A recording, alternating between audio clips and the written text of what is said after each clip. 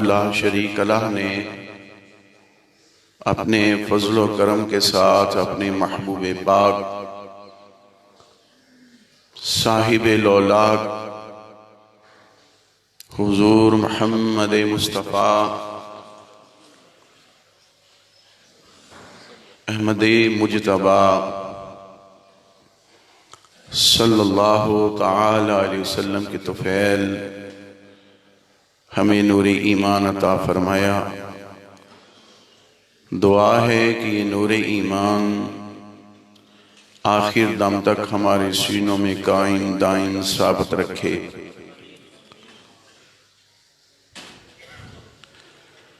हाज़रीन मोहतरम,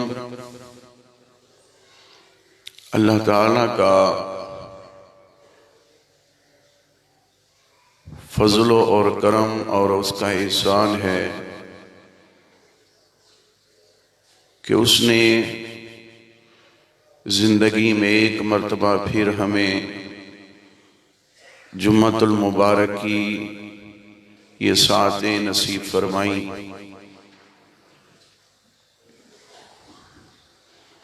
इस कायनात अर्ज़ो समा को बनाने वाला अल्लाह वहदहू ला शरीक है, वो अहद है, वो समद है, वो यकता है। चाँद, सूरज, सितारे, ज़मीन, जिन, इंसान, शजर, हजर, बहरो बर, रात दिन, जन्नत दोज़ख, इस कायनात में जो रंगो बू है इसका खालिक और इसका मालिक रब्बुल आलमीन है। वो वहदहू ला शरीक है।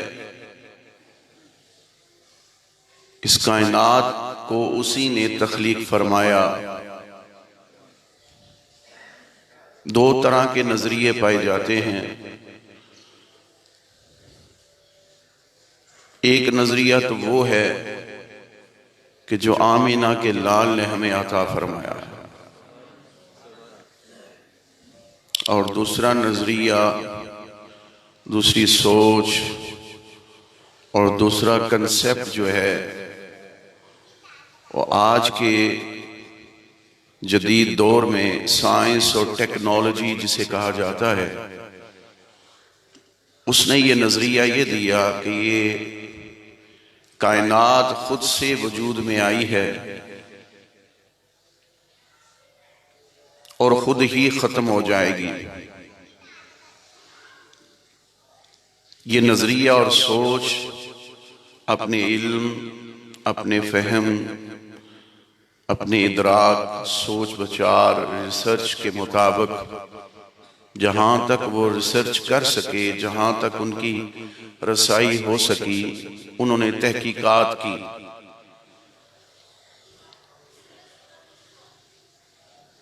ना आलमे अरवाह का कोई उनके नजदीक कंसेप्ट है और ना आलमे बरज़ख का। एक ही नजरिया और एक ही नुक्ते पर उनकी सोच अड़ी हुई है कि कायनात खुद से वजूद में आई और खुद से खत्म हो जाएगी। लेकिन हमारे प्यारे मुस्तफ़ा करीम अलैहिस्सलाम के फरामीन को देखा जाए और कुरान मजीद, फुरकान हमीद, बुरहान रशीद की अगर गौर व फिक्र किया जाए उसमें, तो ये नजरिया और सोच जो हमें मिली है, इंसान के पहले की जिंदगी का भी जिक्र है। इंसान के इस दुनिया में वजूद आने और इस कायनात के तख्लीक होने का भी जिक्र कुरान में मौजूद है। और आलमे बरज़ख की जिंदगी का भी तसव्वुर हमें कुरान ने भी दिया है और मुस्तफ़ा करीम अलैहिस्सलाम ने भी अता फरमाया है। पूरी कायनात को बनाने वाला एक रब्बुल आलमीन की ज़ात है जो वहदहू ला शरीक है, और वो हमारा माबूद है, वो हमारा रब है, वो हमारा इलाह है। खालिक़े कायनात ने इस कायनात को बगैर मकसद के नहीं बनाया। सूरज इसका भी मकसद है, चांद इसका भी मकसद है। सूरज अगर ना निकले तो दिन की ये रोशनी, ये उजाला ना हो, रात छा जाए, तारीकी आ जाए, रात के वक्त चांद निकलता है जो रोशनी देता है, इसका भी मकसद है। उसके बाद अल्लाह करीम ने दरख्तों को बनाया, और इन दरख्तों को बनाने का मकसद भी अल्लाह करीम ने बयान फरमाया है। बेमकसद और बेफायदा कायनात की कोई भी चीज अल्लाह ताला ने नहीं बनाई। इसी दरख्त को काट के हजरत इंसान ने इससे फायदा हासिल किया। इस दरख्त को काट के हजरत इंसान ने, जो अल्लाह करीम ने फहम, शाऊर और इदराक और सोच विचार और फिक्र हजरत इंसान को जो अता की, उसके मुताबिक इस दरख्त को काट के इन्होंने दरवाजे बनाए, खिड़कियां बनाई, आग को जलाने के काम आई। यहां तक कि आग को भी बेमकसद नहीं बनाया, उसका भी कोई ना कोई मकसद है। इसी तरह हवा, इसका भी मकसद है। अलगर्ज कायनात की हर शय को देखे, अनाज को देख ले, इसका भी मकसद है। सितारों का मकसद है, जन्नत का मकसद है, दोज़ख का भी मकसद है। और जानवरों को बनाया, इसके बनाने का भी कोई ना कोई मकसद है।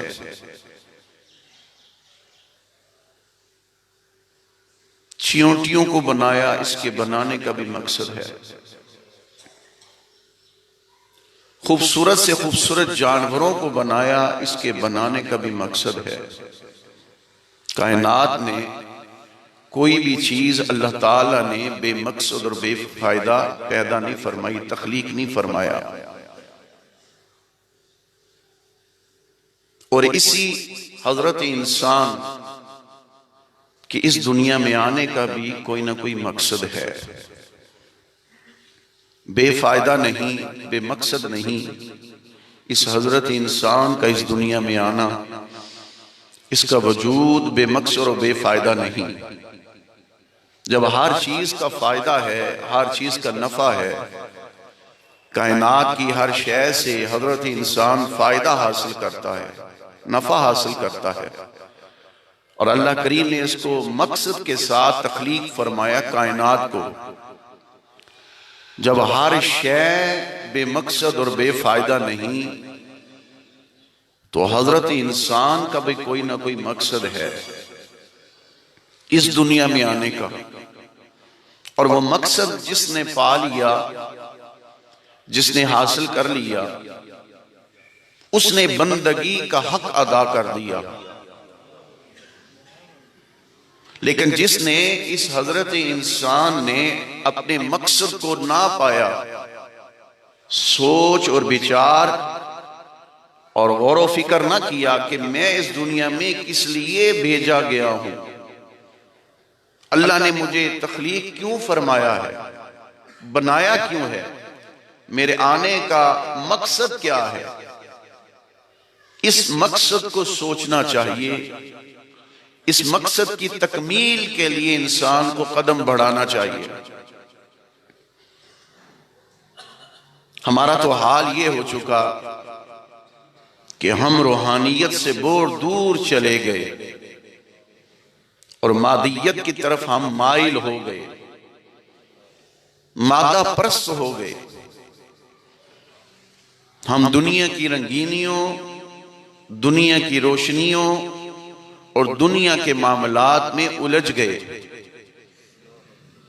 हमने जिंदगी के मकसद को नहीं पाया, हासिल नहीं किया। लेकिन हजरत इंसान का इस दुनिया में आने का मकसद खालिक़े कायनात ने खुद बयान फरमाया वमा खलक़तुल जिन्ना वल इंसा इल्ला लियअबुदून। अल्लाह करीम ने इंसान को तख्लीक फरमाया तो अल्लाह करीम ने इस इंसान को तख्लीक करने के बाद फरमाया कि तेरे बनाने का मकसद और तुझे दुनिया में भेजने का मकसद ये है ताकि तू मेरी बंदगी करे। जिन्नों और इंसानों को इसलिए बनाया कि तू मेरी इबादत करे, मेरी बंदगी करे, मुझे याद रखे। यह है इंसान की असल जिंदगी आने का मकसद इस दुनिया में। और अल्लाह करीम ने तख्लीक इसलिए फरमाया है ताकि ये मेरा बंदा मेरी बंदगी करे, मुझे याद करे, जिक्र फिक्र में जिंदगी गुजारे। लेकिन हमने इस मकसद को नहीं पाया। असल जो मकसद है जिंदगी गुजारने का, उससे हम बहुत दूर हैं। अब हमारा मकसद हयात ये बन चुका कि बहुत ज्यादा माल हो, बहुत ज्यादा दौलत हो, बहुत ज्यादा असबाब ऐसे पैदा हो जाएं कि जिससे ऐश व इशरत की जिंदगी गुजारे। अपने नफ्स को हम खुश करने के लिए, राजी करने के लिए दिन रात तगोदो करते हैं, मेहनत करते हैं, मुशक्कत करते हैं, लेकिन मकसद को नहीं पाया कि आने का दुनिया में मकसद क्या है। जब बंदा बंदगी करता है अल्लाह की रजा और खुशनुदी हासिल करता है, दुनिया की तरफ माइल ना हो, अपने नफ्स को ना खुश करे बल्कि अपने अल्लाह रब्बुल आलमीन को खुश करे। मकसद ये पा लिया कि बस बहुत ज्यादा माल आ जाए, कारोबार, जायदादें, औलाद का, दिन रात तरक्की की तरफ हम जाने की कोशिश करते हैं। लेकिन दुनिया में आने का मकसद ये नहीं है। बाज लोगों ने कहा बस खाया पिया, जिंदगी गुजारी, यही जिंदगी है। भाई खाना पीना तो जानवर क्या खाते पीते नहीं है? जानवर भी खाते पीते हैं। ये जिंदगी का मकसद नहीं है। मकसद हयात ये नहीं, दुनिया में आने का मकसद ये नहीं। जानवर भी खाते पीते हैं, फिर आप में और जानवरों में फर्क क्या रह गया? दिन का उजाला आया, पूरा दिन गुजरा, रात छाई, सो गए, दिन को फिर उठे, सूरज तलू हुआ, फिर अपने कामों में मगन हो गए, मशगूल हो गए।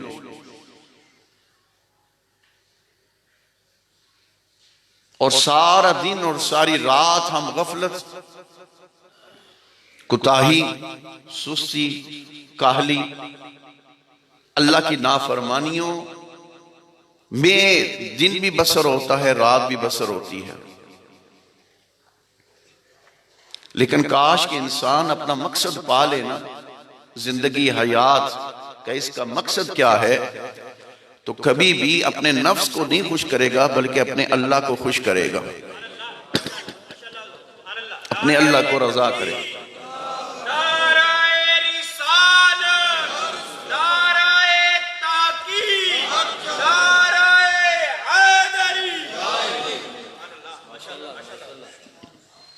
अगर ये सोच आ जाए कि हम पैदा किस लिए किए गए हैं, हमें क्यों भेजा गया है, तो फिर बंदा अपने नफ्स को खुश नहीं करेगा बल्कि अपने अल्लाह को खुश करेगा, अल्लाह को राजी करेगा।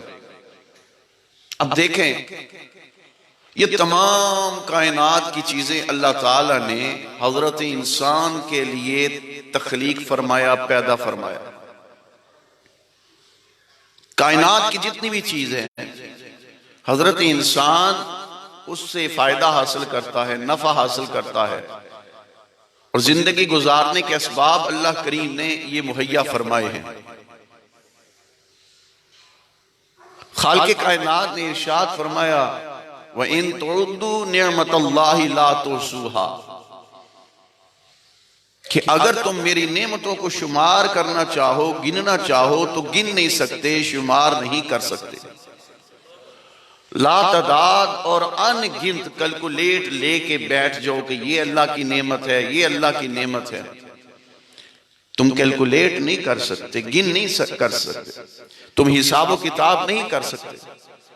तुम्हारे कैलकुलेट के हिस्से खत्म हो जाएंगे, और जो अल्लाह ताला की नेमतें हैं उनको तुम गिन कभी भी नहीं सकते। लातादाद अल्लाह ताला की नेमतें हैं और इन नेमतों से फायदा हासिल करता है। अब फरिश्ते अल्लाह करीम ने तख्लीक फरमाया फरिश्तों को, लेकिन इस हजरत इंसान की खिदमत में लगा दिया। एक दाएं कंधे पर फरिश्ता बैठा है, एक बाएं कंधे पर फरिश्ता बैठा है। वो हजरत इंसान की खिदमत पर लगा दिया कि इसके दिन के आमाल को भी देख और इसके रात के आमाल को भी देख। फरिश्तों की ड्यूटी लगा दी, मामूर कर दिया। किन पर? हजरत इंसान की खिदमत पर। किन की रिपोर्ट दे, ये फरिश्तों की ड्यूटी में शामिल है। हाजरीन मोहतरम, हमें इस चीज पर गौर व फिक्र करना होगा कि हमने दुनिया में आने का मकसद व हयात को क्या पा लिया, क्या सोच और फिक्र में हम मुब्तला हैं कि नहीं, क्या हम सुस्ती और काहली में अल्लाह की नाफरमानियों में जिंदगी बसर कर रहे हैं। तो सादी सी आयत करीमा आपके सामने मैंने पेश कर दी है, वमा खलक़तुल जिन्ना वल इंसा इल्ला लियअबुदून। अल्लाह करीम ने इरशाद फरमाया, जिन्नों और इंसानों को मैंने तो अपनी इबादत और बंदगी के लिए पैदा फरमाया है, अपनी इबादत और बंदगी के लिए पैदा फरमाया है। अब अरकान इस्लाम में से जो पहला रुकन इस्लाम है बुनियादी, वो है ईमान, अकीदा तौहीद और रिसालत। अल्लाह पर ईमान और प्यारे मुस्तफा करीम अलैहिस्सलाम पर ईमान। जब जुबान से कह दिया ला इलाहा इल्लल्लाह मुहम्मदुर रसूलुल्लाह सल्लल्लाहु तआला अलैहि वसल्लम, इसमें अकीदा तौहीद भी है, इसमें अकीदा रिसालत भी है। अल्लाह करीम ने सबसे पहले ईमान को रखा और ईमान के बाद अल्लाह करीम ने आमाल को रखा है। वो आमाल क्या है? वो रोजा है, वो नमाज है, वो हज है, वो ज़कात है, वो सदका खैरात है। अल्लाह करीम ने इन आमाल को भी रखा। सबसे पहले बुनियादी चीज अकीदे को रखा, ईमान को रखा। ईमान और अकीदे को सबसे पहले रखा और उसके बाद आमाल सालेहा, कि तेरा अल्लाह पर भी ईमान हो, अल्लाह के नबियों और रसूलों पर भी ईमान हो, और किताबुल्लाह पर भी ईमान हो, और आखिरत के दिन पर भी ईमान हो, और जितनी आसमानी सहीफे और किताबें नाजिल हुई हैं उन पर भी तेरा ईमान हो। ये ईमान और अकीदा अल्लाह करीम ने हमको मुस्तफ़ा करीम अलैहिस्सलाम के तसद्दुक में अता फरमाया है। हुजूर अलैहिस्सलाम के तसद्दुक और वसीले से हमें ये चीजें मिली हैं। सबसे बुनियादी चीज अकीदा, अकीदा तौहीद और रिसालत, ये पहली बुनियादी चीज है। दीन इस्लाम का पहला रुकन अकीदा है। अकीदा तौहीद और रिसालत अल्लाह करीम ने आमाल को बाद में रखा है, पहले अकीदे को रखा है कि तेरा अल्लाह के बारे में क्या अकीदा है, नबियों और रसूलों के बारे में अकीदा क्या है, आखिरत के दिन के बारे में तेरा अकीदा क्या है। आलम बरज़ख के बारे में तेरा अकीदा क्या है?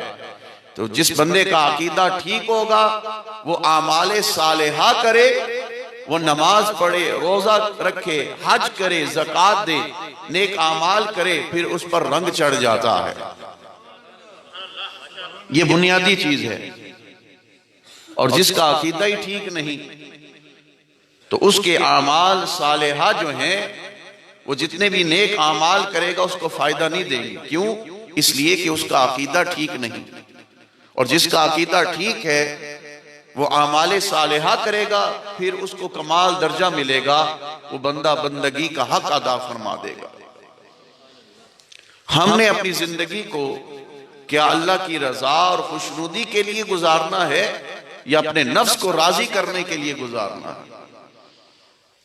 अब बंदगी का हक क्या है कि कोई भी काम करे वो अल्लाह और उसके रसूल सल्लल्लाहु अलैहि वसल्लम की रजा के लिए करे। दूसरे मकाम पर खालिक़े कायनात ने इरशाद फरमाया, कुल इन्ना सलाती व नुसुकी व महयाया व ममाती लिल्लाहि रब्बिल आलमीन। ऐ मेरे प्यारे महबूब करीम अलैहिस्सलाम, आप इरशाद फरमा दीजिए, बेशक मेरी नमाज, मेरी कुर्बानी, मेरा जिंदा रहना और मेरा इस दुनिया से चले जाना लिल्लाहि रब्बिल आलमीन, ये खालिक़े कायनात रब्बुल आलमीन के लिए है। कि तेरी नमाज भी अल्लाह के लिए, अल्लाह की रजा और खुशनुदी के लिए, तेरी कुर्बानी भी अल्लाह और उसके रसूल की रजा के लिए, तेरा जीने का मकसद भी अल्लाह और उसकी रसूल की रजा के लिए, और तेरा इस दुनिया से चले जाना भी अल्लाह और उसके रसूल सल्लल्लाहु अलैहि वसल्लम की रजा के लिए है। तो रजा जब अल्लाह की होगी, कोई भी नेक आमाल करोगे तो उसमें सबसे पहली बुनियादी चीज ये है कि उसमें अल्लाह की रजा, अल्लाह की मंशा और अपने रब को राजी करने के लिए हर काम करे, हर नेकी का काम करे, कहे कि या अल्लाह तेरे लिए है, तुझे राजी करने के लिए, तेरी रजा की खातिर कोई भी नेक आमाल करेगा तो उसके सबब से अल्लाह करीम उसको दुनिया में भी इज्जतें अता फरमाएगा, और जब इस दुनिया से जाएगा बाद अज़ विसाल भी अल्लाह करीम उसको इज्जतें अता फरमाएगा। लहुम मग़फ़िरतुन व रिज़्क़ुन करीम।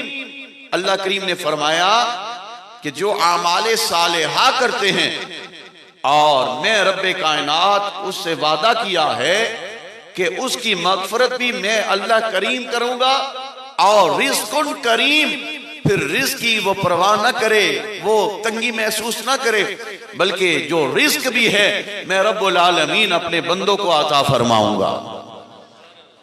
मग़फ़िरत की सनद भी अल्लाह करीम ने अता फरमा दी और रिज़्क़ की सनद भी अल्लाह करीम ने अता फरमा दी है अपने बंदों को। अब दुनिया की रंगीनी बस ये खाया पिया, घूमे फिरे, ऐशो इशरत की, मजे मजे से जनाब दुनिया में जिंदगी गुजारी, बस यही जिंदगी है। न कभी जिक्र और फिक्र की तौफीक हुई, न अल्लाह के जिक्र की तरफ आए, न मस्जिदों को आबाद किया, न कुरान की तिलावत, न कभी दुरूशी पढ़ा। बस दुनिया की रंगीनी और माल इकट्ठा करने के लिए हम मस्त हो गए, अलस्त हो गए। फिक्र और फाका हमें ये रहा कि भाई माल नहीं, माल और ज्यादा आना चाहिए।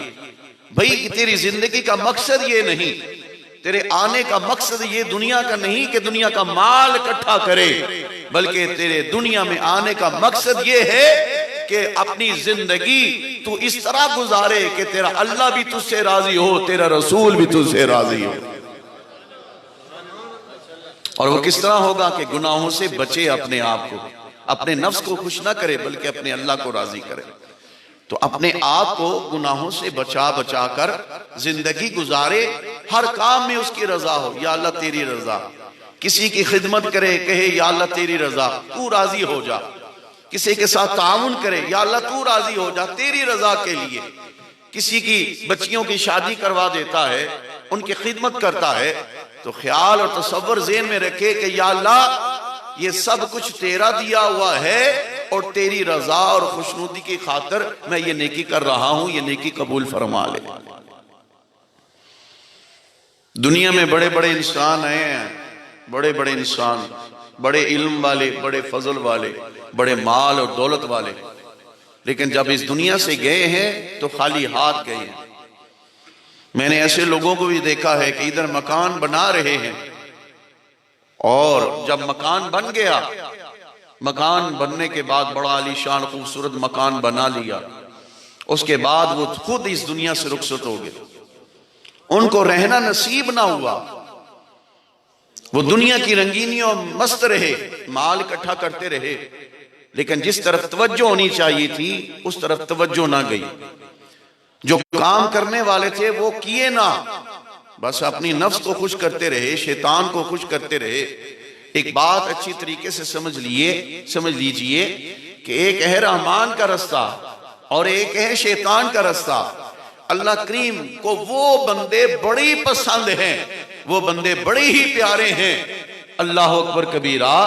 अल्लाह करीम को वो बंदे बड़े प्यारे हैं, बड़े पसंद हैं, जो शैतान के रास्ते पर नहीं चलते, जो रहमान के रास्ते पर चलते।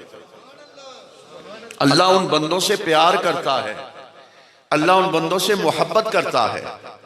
फिर अल्लाह करीम उन पर ऐसा फजलो करम फरमाता है कि उनकी दुनिया की जिंदगी आराम और सुकून से गुजरती है। उनकी जिंदगी में बेचैनी नहीं होती, इस्तराब नहीं होता, वो परेशान हाल नहीं होते। वो ये कहते हैं कि भाई दुनिया में जी रहे हैं तो अल्लाह के लिए है, अगर दुनिया से जाना भी है तो ये भी अल्लाह के लिए। काश कि हम ये सोच लें कि हम अपने अल्लाह को राजी कर लें, और उसकी नाराजगी ये बंदे के लिए बड़ी सख्त गिरफ्त है। बंदों के लिए उसकी नाराजगी, बस उसकी रजा और खुशनुदी के लिए बंदा जिंदगी गुजारे, जिंदगी वक्फ करे, उसी को राजी करने में पूरी कुव्वत सर्फ कर दे, सारी मेहनत करे इस पर। और वही है कि अल्लाह करीम ने इरशाद फरमाया, वल अस्र, मुझे जमाने की कसम है, इन्नल इंसान लफी खुस्र, कि ये जो हजरत इंसान है नहीं, ये खसारे में है, घाटे में है। ये नफे में नहीं, नुकसान में है, घाटे में है। लेकिन आगे अल्लाह करीम ने सारे इंसानों का जिक्र नहीं फरमाया कि सारे के सारे इंसान घाटे में, सारों का जिक्र नहीं फरमाया। इल्लल्लज़ीना आमनू व आमिलुस सालिहात, अल्लाह करीम ने फरमाया जो अमल नेक करने वाले हैं, आमाले सालेहा करने वाले हैं, वो कभी भी घाटे में, नुकसान में हो ही नहीं सकते। वतवासो बिल हक़ वतवासो बिस्सब्र, अल्लाह करीम ने इरशाद फरमाए कि एक दूसरे को हक की तलकीन करते रहते हैं और सब्र की तलकीन करते रहते हैं।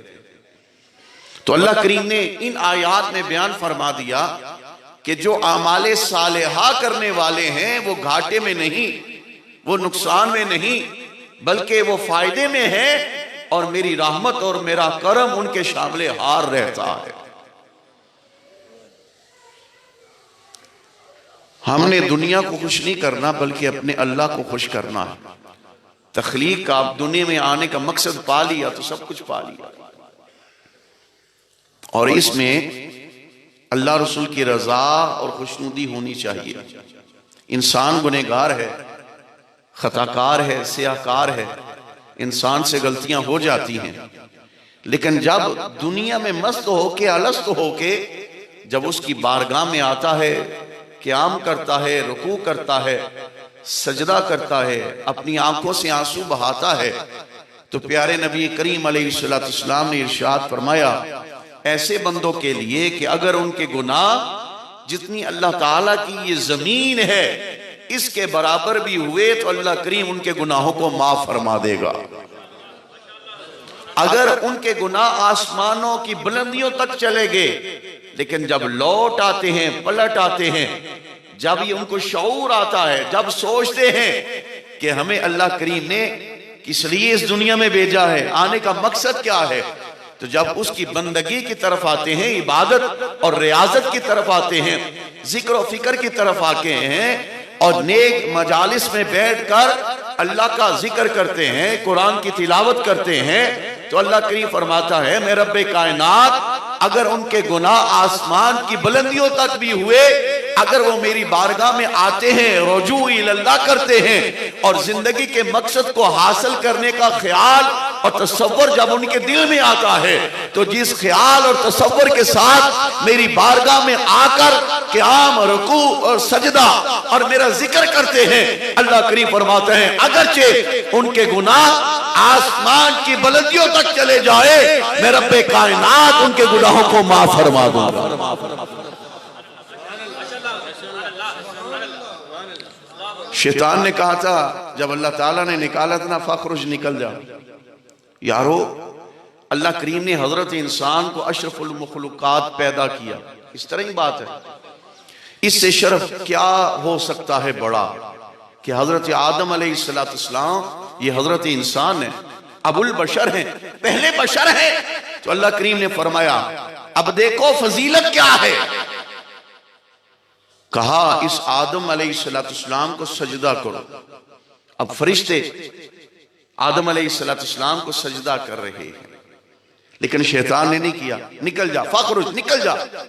तूने आदम को सजदा नहीं किया, बशर को, इंसान को सजदा नहीं किया, निकल जा फखरुज, निकल जा। तो उसने क्या कहा था, ए अल्लाह मुझे तेरी इज्जत और जलाल की कसम है, जब तक तेरे बंदों के जिस्मों में रूहें बाकी हैं मैं तेरे बंदों को तेरी राह से हटाता रहूंगा, तेरी तरफ आने नहीं दूंगा, तेरे रास्ते पर चलने नहीं दूंगा।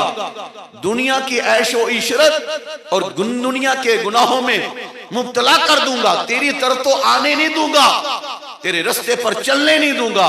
तो तब खालिक़े कायनात ने ये इरशाद फरमाया था, शैतान तू भी सुन ले, मुझे अपनी इज्जत और जलाल की कसम, अगर तेरे बहकावे में आ भी गए, जितनी बार भी वो मेरी बारगाह में आके माफी, तौबा और इस्तिग़फ़ार करते रहे, मैं रब्बुल आलमीन उतनी मर्तबा उनके गुनाहों को माफ करता रहूंगा। यारो वो करीम है, वो रहमान है, और अल्लाह का एक इसम है अल गफूर।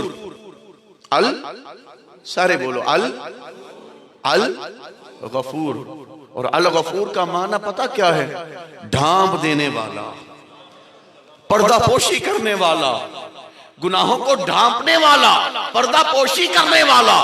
ये रब्बुल आलमीन की जात है कि जो अपने बंदों के गुनाहों की पर्दापोशी करता है और उनके ऐब को जाहिर नहीं होने देता है। वरना बनी इस्राइल की कौम जब गुनाह करती थी तो हाल क्या होता था, उनकी पेशानियों पे लिख दिया जाता था कि इस बंदे ने ये गुनाह किया। ऐब जाहिर हो जाता था, गुनाह जाहिर हो जाता था, पेशानियों पर लिख दिया जाता, हत्ता के घर की दहलीज पर लिख दिया जाता कि ये बंदा, इसने ये गुनाह किया। उन गुनाहों को जाहिर कर दिया जाता था। लेकिन आज जरा मुआशरे का हाल तो देखो, ये हुजूर की उम्मत है, वो बनी इस्राइल थी कि जिनके ऐब जाहिर कर दिए जाते थे और जिनके छुपे हुए काम अल्लाह करीम जाहिर फरमा देता था, ताकि दुनिया वालों को खबर हो जाए कि ये बंदा, इसमें ये ऐब है, इसने ये गुनाह किया, इसने ये गुनाह किया। घर की दहलीज पर भी लिख दिया जाता था। लेकिन जरा देखो तो सही, हुजूर का कितना करम हुआ कि अल्लाह करीम ने मुस्तफा के सदके से फरमाया, महबूब तेरी उम्मत के गुनाहों को मैं अल गफूर हूं, तेरी उम्मत के गुनाहों को मैं ढांप दूंगा,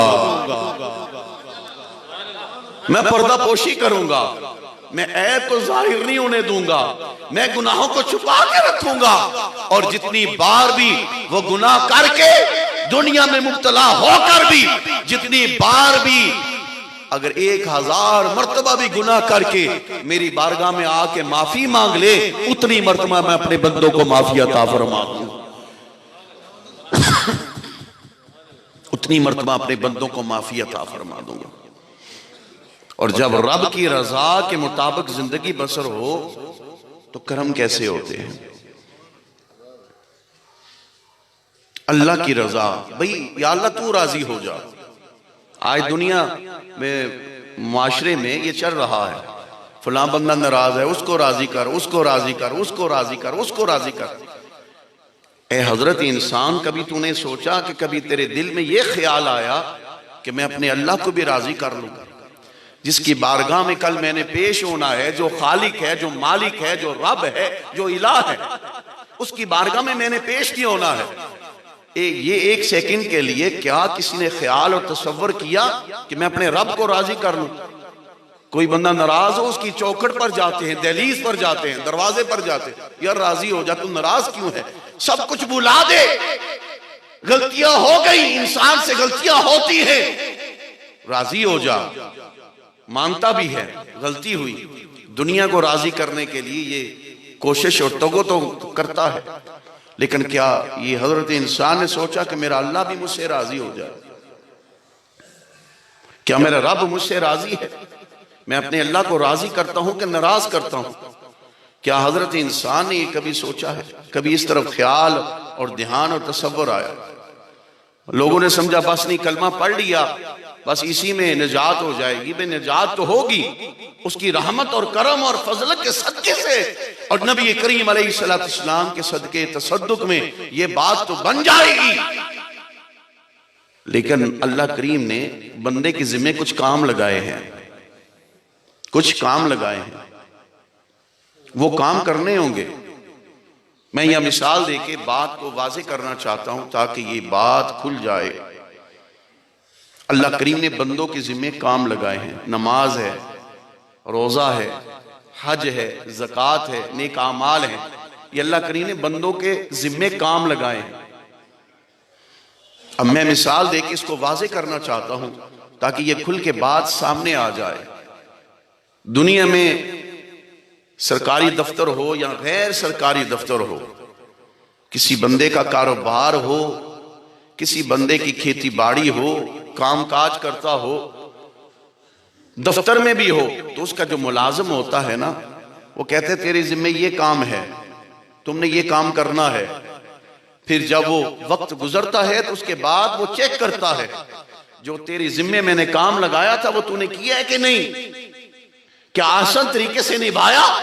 फिर वो अपनी रिपोर्ट, अपनी कारकर्दगी वो बंदों के वो सामने रखता है कि मेरी ये रिपोर्ट है, ये कारकर्दगी है, ये मैंने काम किया। अगर गैर सरकारी हो तब भी जिस दफ्तर में कोई मुलाजिम हो, कहते तेरे जिम्मे ये काम है, भाई काम किया है कि नहीं? कहेगा जी सर जी हो गया, ये भी हो गया, ये काम किया जी, ये भी हो गया। फिर उसको चेक करता है। अरे दुनिया का अगर कोई काम हो, दुकानदार हो, तो वो भी अपने मुलाजिम को कहता है ये काम करके आ। फिर उस काम को देखता है, परखता है किसने किया है कि नहीं।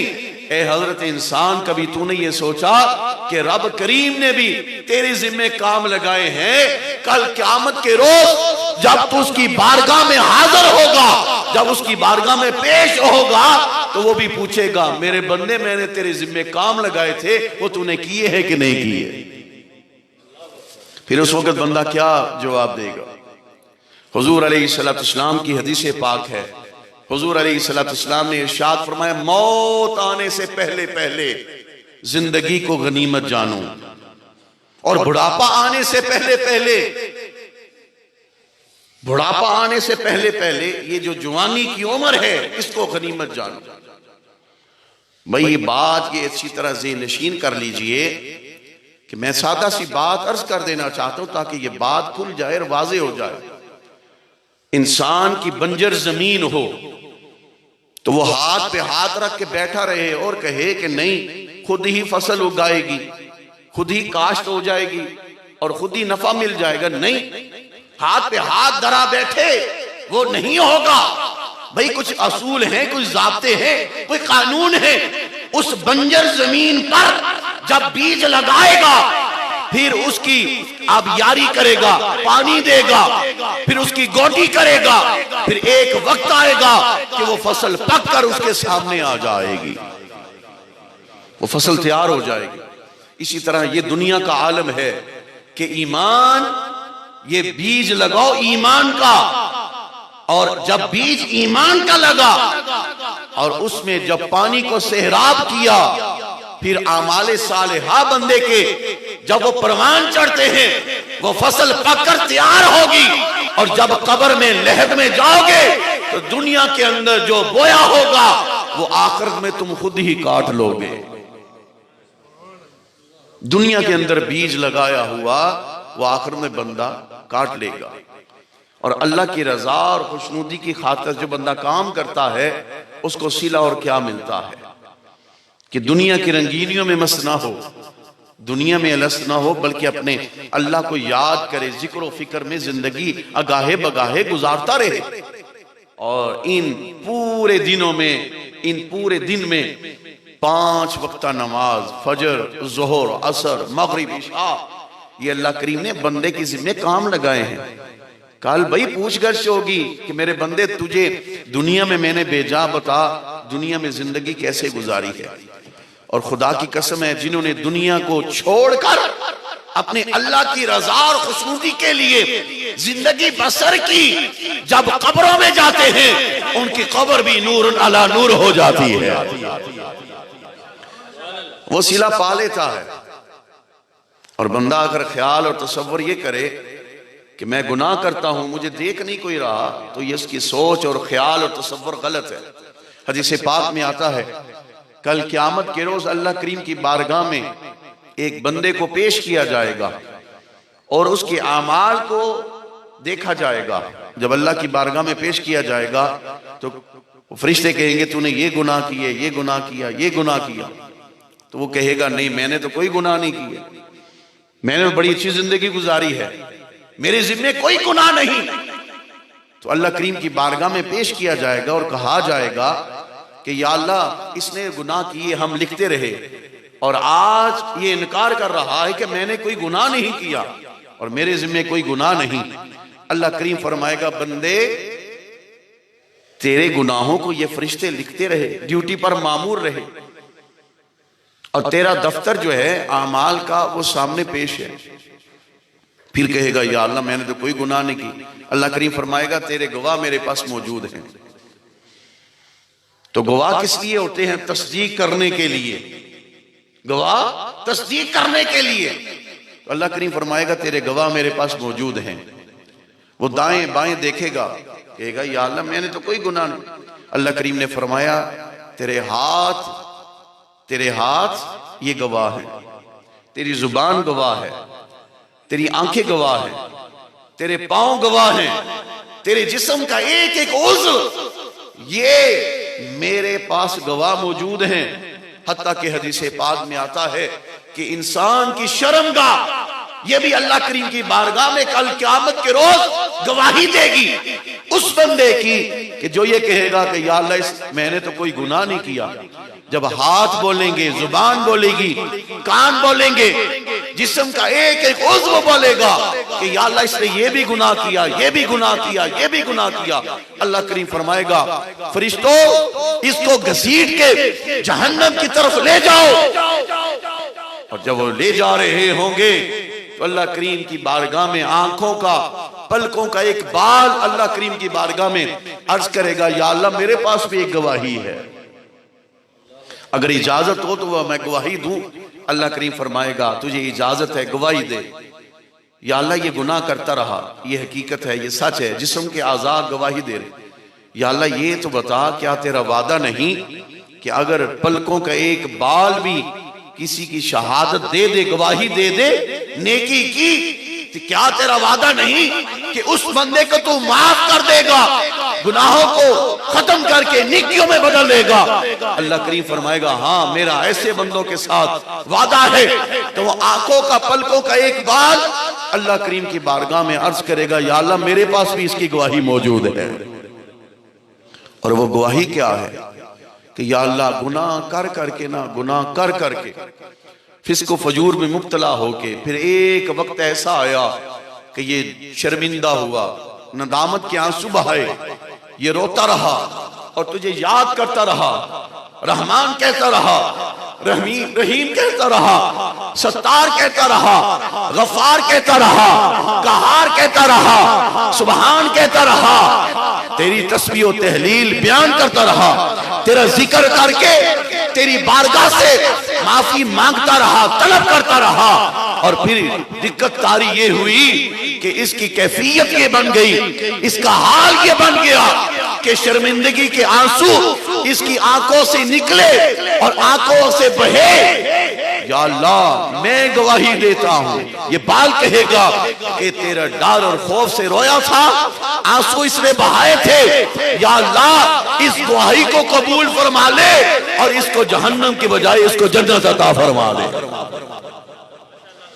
अब जिस्म के दीगर आज़ा गुनाहों पर गवाही दे रहे हैं, लेकिन अल्लाह करीम फरमाएगा कि तेरे पलकों का एक बाल, ये आंख है, आंखों के पूरी ये पलके हैं, ये पलकों के बाल हैं, सारे बाल नहीं, एक बाल। महफिल जिक्र में आने वालों, रोने धोने वालों, माफले मिलाद का इनेकाद करने वालों, मस्जिदों को आबाद करने वालों, अल्लाह का जिक्र करने वालों, शब्दारियां करने वालों, रातों को जागने वालों, नफल पढ़ने वालों, अल्लाह करीम फरमाता है कि जब मेरी बारगाह में मेरा बंदा आता है तो मेरी बारगाह में आकर जितनी मर्तबा भी मुझसे माफी मांगता है, मैं उतनी मर्तबा अपने बंदों के गुनाहों को माफ फरमा देता। जनाब, ये गवाही देंगे, ये आज दर दीवार मस्जिदों में बैठकर अल्लाहू की ज़रब लगाने वालों, ला इलाहा इल्लल्लाह का जिक्र करने वालों, ये जिस्म का एक एक आज़ा जब दीगर गुनाहों पर गवाही देंगे तो ये पलकों का बाल भी तो गवाही देगा, या अल्लाह, ये रोया था, इसकी आंखों में आंसू आए थे, तेरा डर और खौफ इसके दिल में पैदा हो गया था, खशियत इलाही इसके दिल में पैदा हो गई और ये रोता रहा, आओ बका करता रहा और ये कहता रहा, या अल्लाह, मुझे माफी अता फरमा दे। अल्लाह करीम फिर क्या फरमाएगा? अल्लाह करीम फरमाएगा, फरिश्तों, इसको अब जहन्नम की तरफ ना लेके जाओ, बल्कि इसको जन्नत में दाखिल कर दो, इसको जन्नत अता फरमा दो। रोया धोया करो भाई, आंसू बहाया करो, माफी मांगा करो। हजरत उस्मान गनी ज़ुन्नूरैन रज़ियल्लाहु अन्हु, मेरे मुस्तफ़ा, इससे पहले अर्ज करना चाहता हूँ आखिरी बात, हुजूर अलैहिस्सलाम ने इरशाद फरमाया, कब्रिस्तान की जियारत किया करो, कब्रिस्तान की जियारत किया करो। और हुजूर अलैहिस्सलाम ने बिलखुसूस फरमाया कि नमाज जुम्मा के बाद, जुम्मतुल मुबारक के दिन किसी टाइम भी बिलखुसूस जुम्मा पढ़ के फिर अपने जो मरहूमीन हैं उनके मज़ारों पर जाया करो, कब्रिस्तान की जियारत किया करो। क्यों? इसलिए कि ये आखिरत की फिक्र दिलाती हैं, ये आखिरत की याद दिलाती हैं, ये रब की याद दिलाती हैं। कब्रें, कब्रों में बसने वाले ये बता रहे हैं कि हम इस दुनिया से चले गए, दुनिया की जिंदगी में मस्त ना होना, एक वक्त आएगा कि तुम भी इसी जगह पर तुझे आकर लिटाकर मट्टी डालकर लोग फातिहा पढ़ के अपने घरों को लौट जाएंगे। हम किस खुशफहमी में हैं, हम कहां खो गए, हम किस तरफ चले गए और हमें जाना कहां चाहिए था, इस तरफ गौर व फिक्र की बात है। हुजूर ने फरमाया, कब्रों की जियारत किया करो, आखिरत की याद दिलाती है और अल्लाह की भी याद दिलाती है, फिक्र आखिरत। और हजरत उस्मान गनी ज़ुन्नूरैन रज़ियल्लाहु ताला अन्हु, आखिरी जुमला है, हजरत उस्मान गनी ज़ुन्नूरैन रज़ियल्लाहु ताला अन्हु, भाई इससे बड़ी सनद क्या हो सकती है? मुस्तफ़ा की बारगाह में रहे रज़ियल्लाहु ताला अन्हु व रदू अन, अल्लाह फरमाता है मैं इनको सनद ये अता कर रहा हूं कि ये अपने अल्लाह से राजी हैं और अल्लाह इनसे राजी है। हजरत उस्मान गनी ज़ुन्नूरैन रज़ियल्लाहु ताला अन्हु, भाई जरा ख्याल करो ना, कितने लोग हैं, किसी का बाप चला गया, किसी की माँ चलेगी, किसी की बहन चलेगी, किसी का भाई चला गया, दुनिया से क्या लेकर गया, क्या कमा कर गया, क्या काम आएगा कब्र में? दुनिया में जो किया होगा वो कब्र में काम आएगा। अगर तो नेकी के रास्ते पर रहे फिर तो भाई बड़ी खुशी की बात है, लेकिन अगर बुराई की तरफ रहे, जिक्र फिक्र की तरफ ना आए, तो फिर आखिरत की फिक्र करनी चाहिए, हाल क्या होगा, उस करीम रब की बारगाह में कल पेश होना है। हजरत उस्मान गनी ज़ुन्नूरैन रज़ियल्लाहु ताला अन्हु, जब भी कुरान पढ़ा जाता आंखों से आंसू आ जाते थे। इस कब्रिस्तान से गुजर रहे थे हजरत उस्मान गनी ज़ुन्नूरैन रज़ियल्लाहु ताला अन्हु, ये वो हजरत उस्मान गनी ज़ुन्नूरैन है कि कि हुजूर अलैहिस्सलाम ने यके बाद दीगरे 2 बेटियों का निकाह हजरत उस्मान से किया है, और अल्लाह करीम ने इनको ये शान अता फरमाई है कि ये मुस्तफ़ा करीम अलैहिस्सलाम के दामाद बने हैं। कब्रिस्तान से गुजर रहे हैं, हाथ में लाठी पकड़ी हुई है, और लाठी को पकड़कर सहारा लेकर आहो बका करते हैं, रोते हैं। जिनके पास सनद है जन्नत की, ये अशरा मुबशरा है, मुस्तफ़ा करीम की जुबान से सुना है कि इनको जन्नत की सनद है। उनका हाल क्या है, उनकी कैफियत क्या है, हमारी हाल क्या है, हमारी कैफियत क्या है। कब्रिस्तान से गुजर रहे हैं, हाथ में सोटी है, बैठ गए, रोने लग पड़े। साथ में साथी मौजूद हैं, कहने लगे है उस्मान गनी ज़ुन्नूरैन, आप इतना आंसू बहा रहे हैं, आंखों से रो रहे हैं और बका कर रहे हैं, तो ये कैफियत क्या है। कहा इन कब्र वालों को जब देखता हूं तो ख्याल ये आता है कि आलमे बरज़ख की पहली चेक पोस्ट कब्र है, अगर इसमें बेड़ा पार हो गया ना तो आगे की खैर है। ये पहली चेक पोस्ट है कब्र की, जब कब्र में जाएंगे पहली चेक पोस्ट का, इसमें अगर कामयाब हो गए तो आगे की भी कामयाबी मिल जाएगी। हजरत अली मुर्तजा शेर खुदा रज़ी अल्लाह ताला ने कहा था, फुस्तु बिरब्बे काबा, काबे के रब की कसम अली कामयाब होके जा रहा। आओ अपनी जिंदगी को उसके सुपुर्द कर दो, बंदगी का जितनी हक अदा कर सकते हो वो अदा करो, जितनी तवज्जो हो सकती है वो करो, और हर काम अल्लाह और उसके रसूल की रजा के लिए होना चाहिए। अल्लाह करीम हम सबको नेक